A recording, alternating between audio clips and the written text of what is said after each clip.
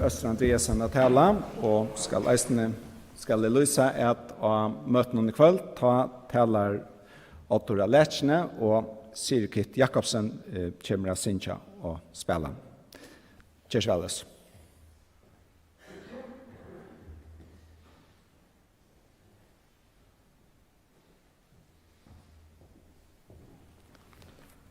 Ja, god morgen. Vi skulle i morgen for hitje at en salme, og det i morgen salmer nummer 2. Og det hitje at omkron øren salmen som vidtjer, lukka nema vi omkron annan salm som vidtjer samme tema, og omkron æresten i Bibelen. Vi skal fære lese vi jøkken salmen om alle løte. Men tar vi tuksa om salmaner, så gjør det kanskje så interessant at det bare noen salmer, eller noen sanj. Men salmaner han bogen i Bibelene som vi mest siterer i Nødja Testament.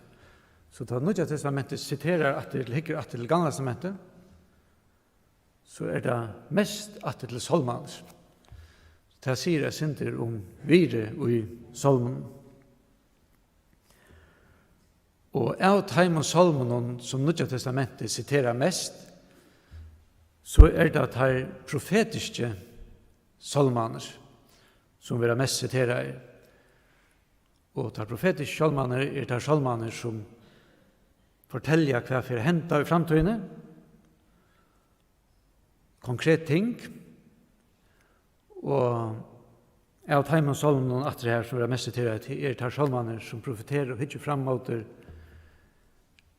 Messias i noen salvaja, hvor han og hva han fyrir gjør. Så tar vi hos om salmaner, så det nekve salmer som vi har hørt om langt i mange kveld, som i opptikner av kjenslen, av glede og sorg. Men så det nekve salmer som opptikner av konkrete tingene, som vi skal forhitje etter morgen, som her vi Messias å gjøre. Og som vi gjør at hvor trykker vi av Jesus, hvor trykker vi at han han som han sier seg være.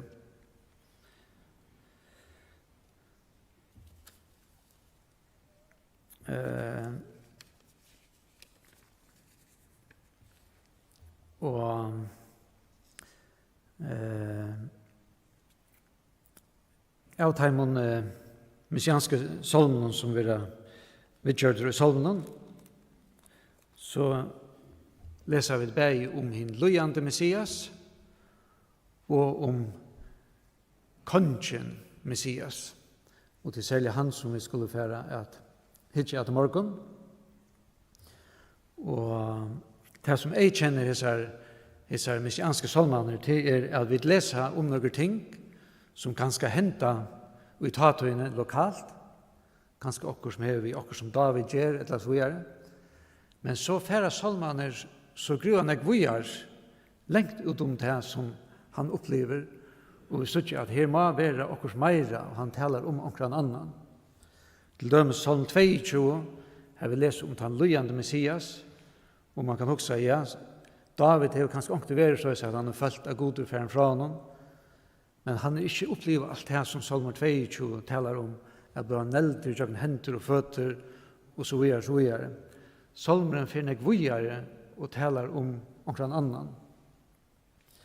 Og til det samme som vi sier i Salme 2, og 122, her vi leser om kongen, at kanskje det noen mynter om David her, men så fer salmeren så grønne videre og taler om en som skal råa fra hav til hav, som skal råa til enda gjerrerne, og som skal råa ødlund tjoen heimsens, og sette et rydja stånd som skal være i alle evr.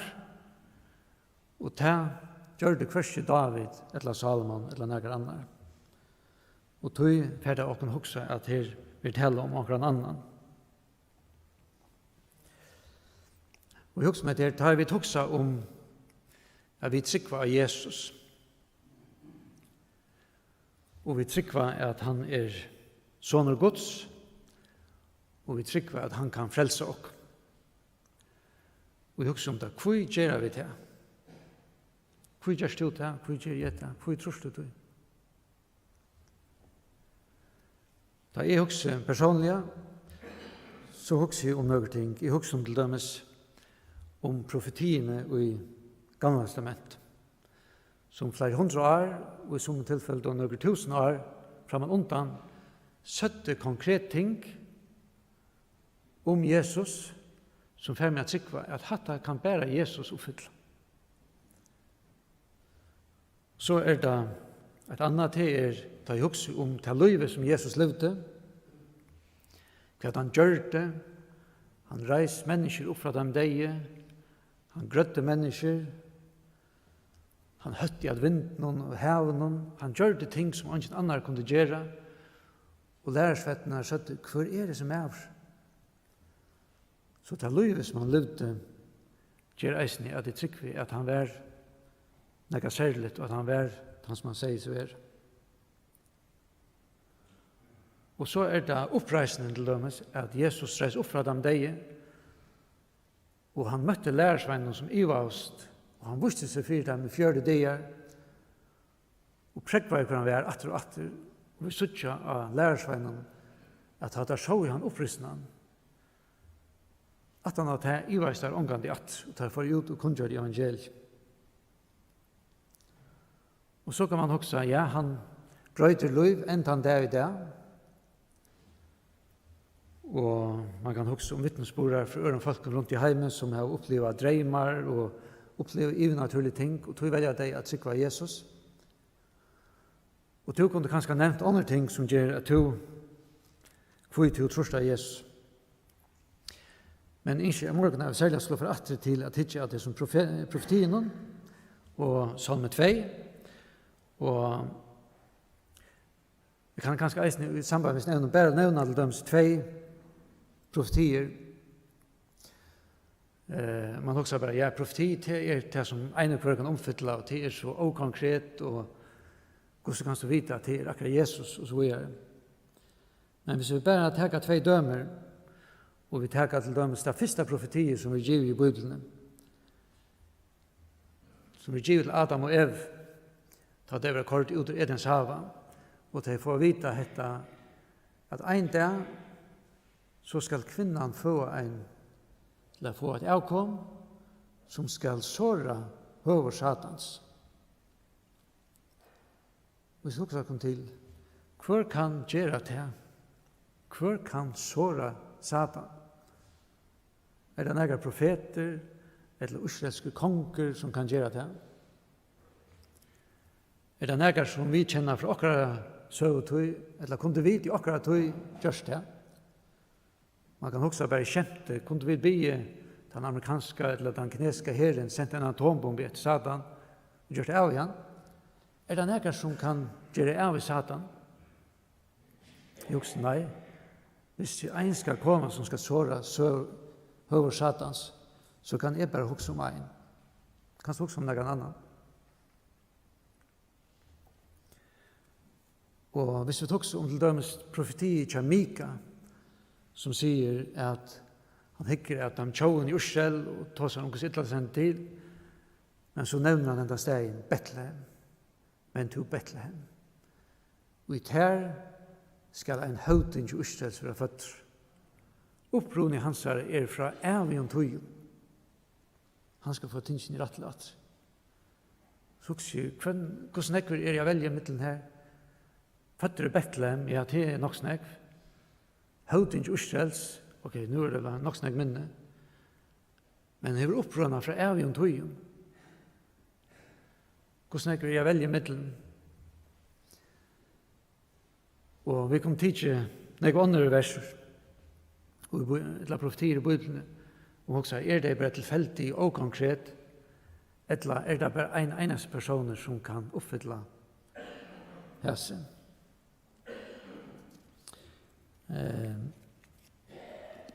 Vi skal forhitje at Salme 2,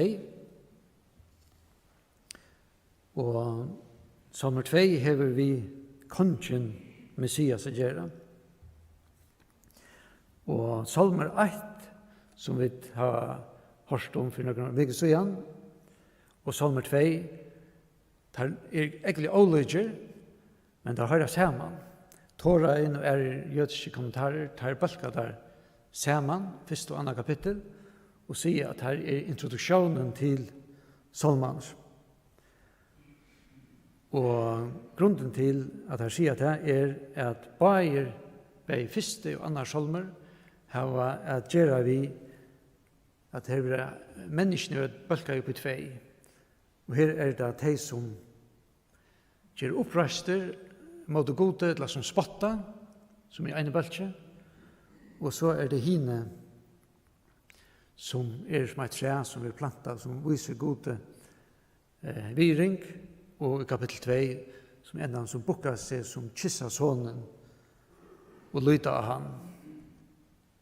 I det første salmen det personlig, tåsalt han einstakla, og i salme 2 zoomer han ut, og han ser at han heimen, og han ser her heimsens som gjør opprøst mot gode, men i endan han sier, hette her at budgetikum for sonen som han ikke vil reier, kysjan av føttene tror jeg.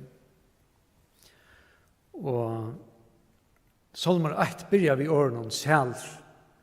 Sæler han med som ikke ganger reien er godleis. Og Salmer 2 endar vi årene om sæler. Sæler de som lyter av han. Så begynner han og enden akkurat som avlukker disse salmene, at han hører sammen. Ja, så får jeg lese Salm 2.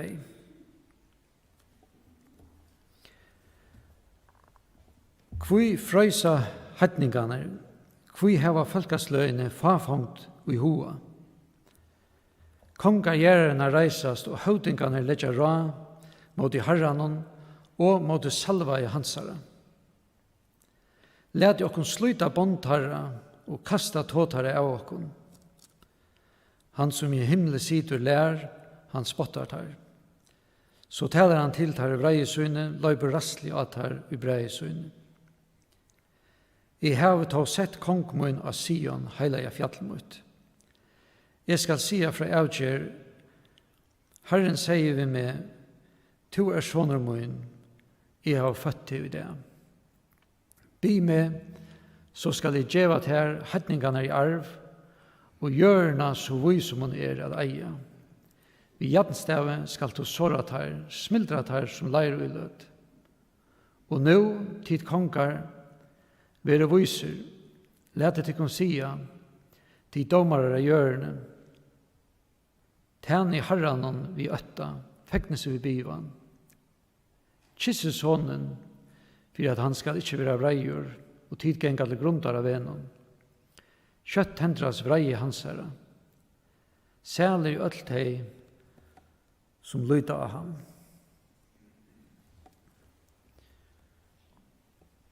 Det sender ikke i som salmen hver jeg skriver han, men i Nødja testamentet vil sagt at det David som har skrivet den salmen. Og så spørningen hver det som salmeren skriver om.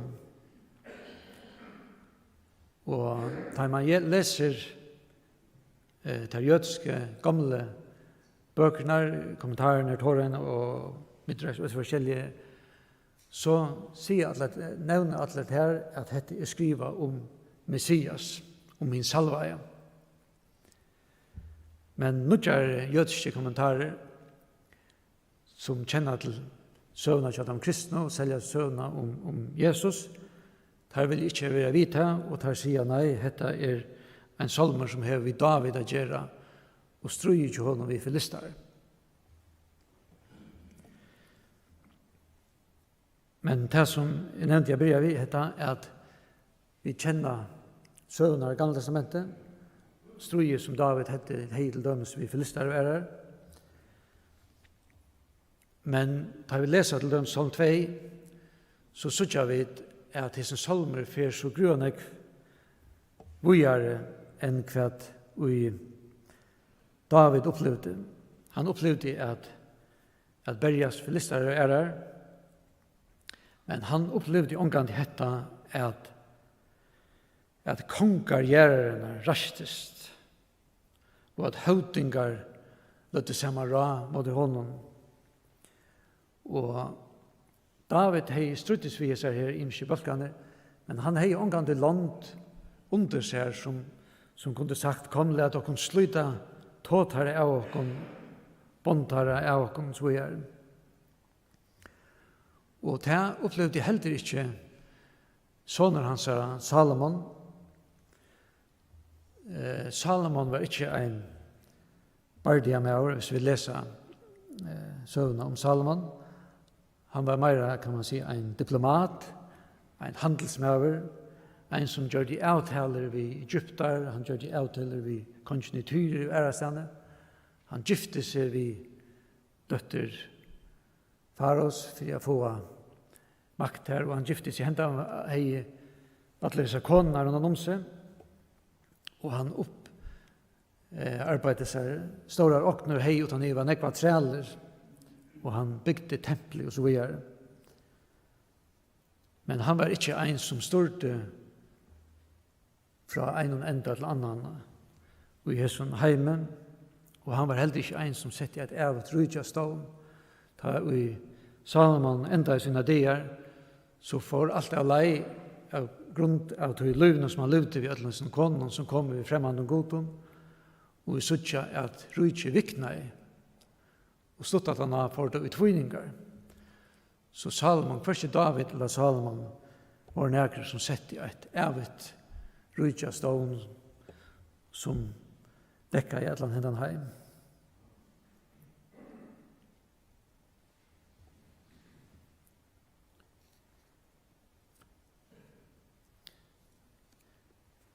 Men da vi færa fram til Nya testamentet, og vi hugsa om Jesus, så sier Peter, da han stender for ranen, i Apostlesønnen 4:25, da siterer han hendan Psalm 2, og han tåsar om det som Jesus opplevde da han ble tidsen og han ble krossfester. Så sier Peter hetta om det som er fram i Jerusalem, og han siterer at til Psalm 2. Og han sier, «To hever vi munne Davids tjenere tog sagt, hvor frøysa høytningene og hvor hava folkesløyene farfangt i hoa. Kongargjerrene reisast og høvdingar tog seg saman mot i herranen og i måte salvaja tøynen. Ja, av sonnen i hesum boie hava der tidsi seg saman mot i heileia tjenere tøynen Jesus, som to salvaja, bei Herodos og Pontius Pilatus, saman vi heitningunnen og falsk Israels, til å gjøre det som håndtøyne ratøyt framan undan, gjørst av skuldig henta. Så de opplevde det her at folkene tok seg sammen høytningar og jøtar, og de lødde hånd av hins salvaja Guds, og Jesus ble krossfest.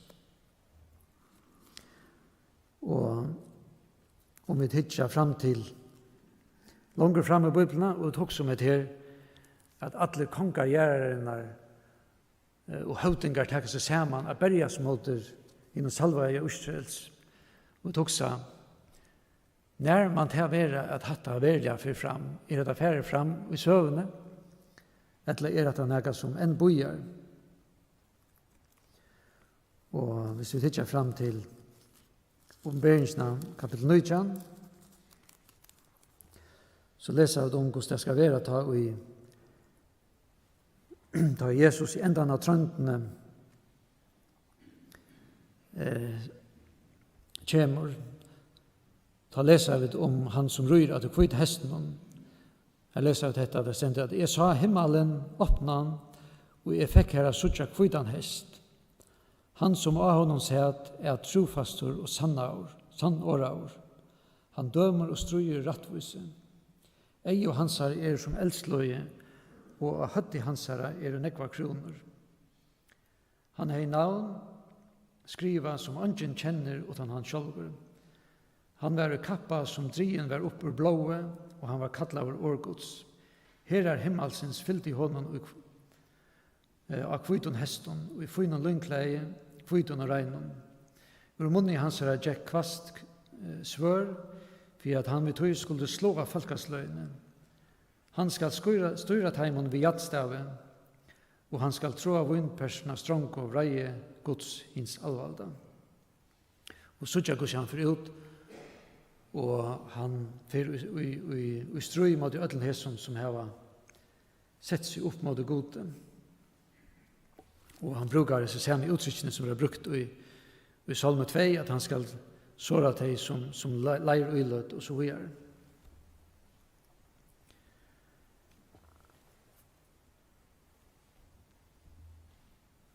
Da vi leser i Jøgnen Gamle Testamentet, så leser vi atter og atter om en som skal styra, som jeg har sagt, om Atlan heimen og til evige tøyer, og som skal styras vi allar herar heimsens og så videre. Og man husker at det er hvordan nekver det som kunne gjøre det. Og i salmen her er en taler, altså det er en omtaler her som han i kapittel, i vers 2, er han omtaler som hin salvai, han sier, hin salvai Guds. Hvor er det? De i avnokta Bibelen, de sier at Gamla testamentet taler slett ikke om Jesus. Og alt det her vi Messias og alt det er bare noe tvatt, at det er ikke vel. Men da vi tidsjer det som Solomon, så kunne vi spørre at taler Gamla testamentet ikke om en annan, en god færen, en annan som kommer skal. I vers 2 er det en omtaler som hin salvai Guds. Hvor er det? Og i vers 6 leser vi om dette: «Tu erst soner min, jeg har født i det.» Så han vil heve en omtaler som soner. Og atter i vers 12, her vil atter han sier kysse sonen. Må også, hvor er han? Og i øreverset og kjenta verset her er alle enige om at her er en som omtaler. Her er en salvei, og her er sonen. Og i vers 12 er det mer ivingasamt om året som vi har brukt her om sonen, om det er veldig stendt soneren, eller om det er mest hin reine. Og det er Ben, hebraisk kontakt under Rikard nå fortalte dere mer om. Ben som tøyer soner, men året som er brukt her sender bar, som er arameisk, og det er strøy om det, om det nå er soneren som vi nevner her. Men lukket mye til solen, så synes jeg til at her vil ta som en annan, en salvajan, og om sonen og i vers 6. Og da vi tidsjer frem til Nye testamentet, Hebreabrevet, kapittel 1,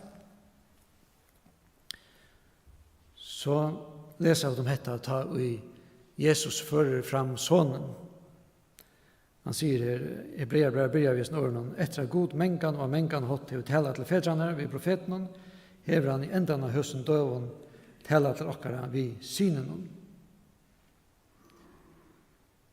Og vi lyser alt alle veien, men så for langt fram her, så sier han, og tar han, nå atter leier hin framborna fram inn i heimen, sier han, atler englar Guds skulle tilby han. Om englarne, sier han ger englar svinnar til vindar og tænar svinnar til eldslåar. Men om sonen, ha seg det tøyt god, stendur i allar ævor, og språte rattvisnar språte rujestunds. Så han citerar hikker atter til sånn 2, og han omtalar sånn som og nevner av i årene god. Og først tog ikke at Salme 112, men i Salme 112 her leser jeg om at det har sagt, David sier at Herren sier vi Herramoen. Og man har sagt, hver det som Herren, og som tåser vi Herra Davids. Og han ber han komme seg og sette seg ved sin høyre liv, og så sier han det samme som Salme 2 heter, at jeg skal knuse hedningene, alle der som setter seg opp mot det her, jeg skal gjøre det til en folkskammel for dem. Og Jesus spyr hedning, hvor hessen soner Davids? Hvor hessen? Og vi kan hitje at sten i Bibelen, enda av det, men jeg husker om til dømes de profetiene som vi leser om fra Isaias 9 og Isaias 11, her han taler om at soner okken given. Og vi leser om etter rujtje som han skal sitte av stå om kvisten i kapittel 11.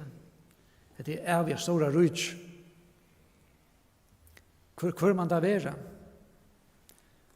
Og tar vi tidsja fram i Daniels bok, så tar seg Daniel eisne om ein som skal komme av skudjon himmelsens. Og han skal være som en menneskesån, og han omtaler han som en salvaja Guds. Og så sier han om at han at han skal være skårne av, ta i seg nødvendig til sviknare ferne, så skal han være skårne av. Han skal salva i Guds konkurren som skal styre til heimen til alle evige tøyer. Han skal være skårne av og ikke av. Og man undres, hver det som Isaias taler om? Hver det som David taler om? Og hver det som vi taler om Salmen, det som kommer skal? Og vi tok så om lyftene som Abraham ble givet. Abraham for et lyfte. Han sier at i avkomtøynen skal alle heimeren som være sikna av. Og så hver det? Og David konger for å vite i 1. Samuels bok at ur lenten tøynen skal komme ein, 1. Samuels bok kapittel 6, som skal sette et rydja stån som skal være til evige tøyer. Og vi vet at det var ikke Salomon. Og vi tok seg, hver han? Hver det sned som vi taler om alle stedene, rundt om i Gamle testamentet og i Salmen? Og et godt på til han som er nevnt i det første versen av Nye testamentet. Det som Nye testamentet begynner vi, som sier, her kommer en, han attartal Jesus Krist, soner Davids, soner Abrahams.